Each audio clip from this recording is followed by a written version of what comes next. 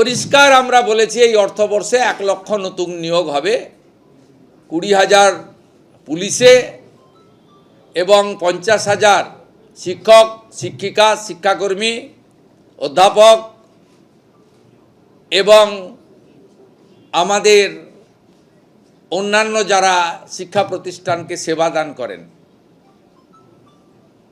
50,000-এর কথা বলা হয়েছে। বাকি 30,000-এর ক্ষেত্রে সরকারি অফিসগুলো ডাটা এন্ট্রি অপারেটর চুক্তিভিত্তিক লোকেদের দ্বারা চলছে, সেখানেও যে যে দপ্তরে যেমন যেমন ভ্যাকেন্সি আছে তাকে পূরণ করা হবে। ও সবচেয়ে বড় বাজেট বক্তৃতায় অর্থমন্ত্রী বলেছেন নিয়োগে কোনো রাজনৈতিক লোক নিয়োগ কমিটিতে থাকছে না, ইউপিএসসিকে ফলো করবে পশ্চিমবঙ্গ সরকার।